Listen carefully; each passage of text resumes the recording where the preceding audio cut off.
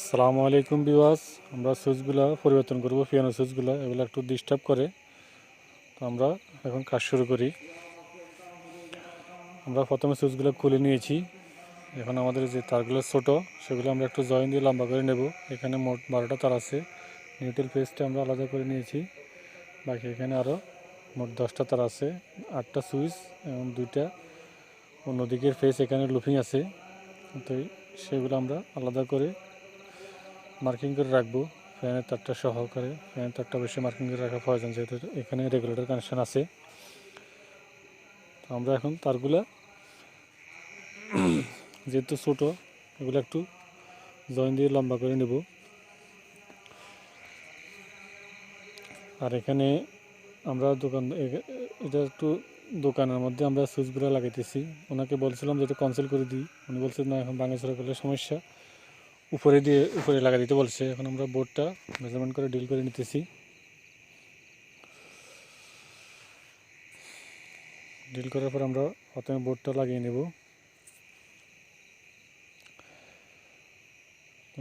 দোকানের লাইট সুইচগুলো প্রায় সময় ডিস্টার্ব করে, ঘের করে। তো উনি বলছে যে এখানে গ্যাং সুইচ লাগিয়ে দিতে। আমরা সুইচগুলো পরিবর্তন করে, এখানে পিয়ানো সুইচগুলো পরিবর্তন করে গ্যাং সুইচ লাগাইতেছি।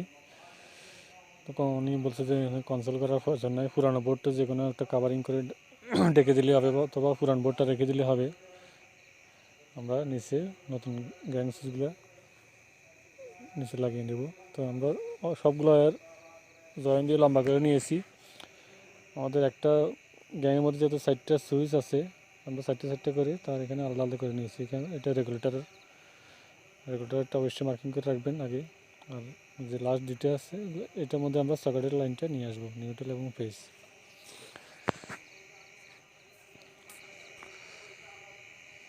খুব সহজভাবেই আপনারা পিয়ানো সুইচ বাদ দিয়ে পরিবর্তন করে আমরা গ্যাং সুইচ লাগাতে পারেন, অথবা এটাকে চাইলে সুন্দরের জন্য ক্যান্সেল করতে পারেন।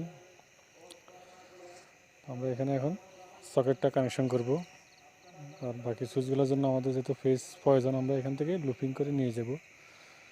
সকেটের মধ্যে সুইচ থেকে সকেটের মধ্যে এভাবে একটা তার লুপিং করে নেবেন।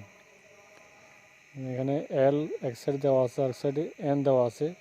এনে যেহেতু নিউট্রাল, এল এ লোড, আপনারা একটা ছোট্ট তার দিয়ে সুইচ থেকে এভাবে জয়েন করে নেবেন। কম্বাইন সকেট কিন্তু 2-3 ধরনের হয়, তো আমরা পরবর্তী একটা ভিডিওর মধ্যে দেখিয়ে দেবো কম্বাইন কীভাবে কানেকশন করতে হয়। এটা সুইচটা যেহেতু আলাদা, এটা লুপিং করা লাগবে, অনেকগুলোর ভিতরে লুপিং করা থাকে।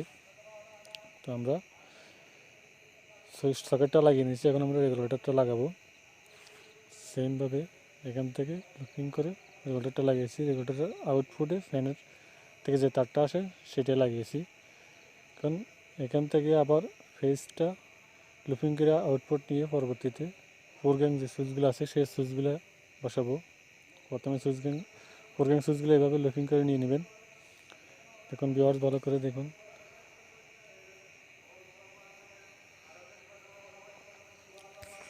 এখন সুইচটা কানেকশন করব।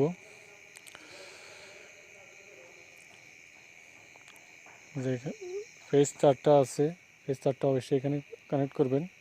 আর আউটপুটগুলো সুইচের অপর প্রান্তে। স্ক্রুগুলো একটু লুজ করে তারটা ভিতরে ঢুকিয়ে স্ক্রুগুলো ভালো করে টাইট দিয়ে দেবেন। লুজ কানেকশন থাকলে কিন্তু সমস্যা। ইলেকট্রিকের মধ্যে লুজ কানেকশন সবচেয়ে বড় একটা ক্ষতিকর জিনিস, স্পার্ক করকে যে কোনো সময় আগুন লাগতে পারে। তো আমরা সুইচটা লাগিয়ে নিয়েছি। দেখুন সুইচের সুইচগুলো এক প্রান্ত আমরা শর্ট করে দিয়েছি, এখানে ফেসটা দিয়ে দিয়েছি। বাকি প্রান্তে আমরা যে আউটপুটগুলো আছে সেটটার মধ্যে দিয়ে দিচ্ছি। এখন এখান থেকে যে আবার ফেসটা নিয়ে সেমভাবে ওই পাশে 4 গ্যাং সুইচ যেটা বাকি আছে সেটা আমরা এভাবে লাগিয়ে দেব।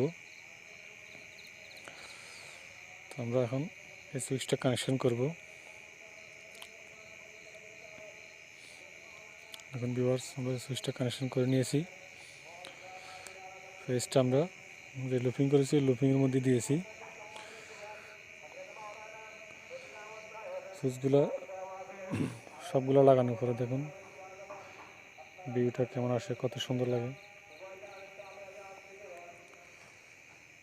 সুইচটা আমরা এটাও স্ক্রু দিয়ে লাগিয়ে নেব, বাকিগুলো লাগিয়ে নিয়েছি। আমাদের কাজ শেষ। এখন এই জায়গাটার মধ্যে আমরা পুরান বোর্ডটা অথবা অ্যাবোনাইট একটা বোর্ড দিয়ে বন্ধ করে দিতে পারি। এখন আমরা লাইন চালু করে দেখব আমাদের সুইচগুলো বরাবর কাজ করছে কিনা। এখন ভিউয়ার্স আমরা সবগুলো সুইচ চালু করে দিয়েছি। এখন আমরা দেখাবো আপনাদেরকে লাইটগুলো সব চলছে কিনা। দেখুন ভিউয়ার্স, সবগুলো লাইট চলছে।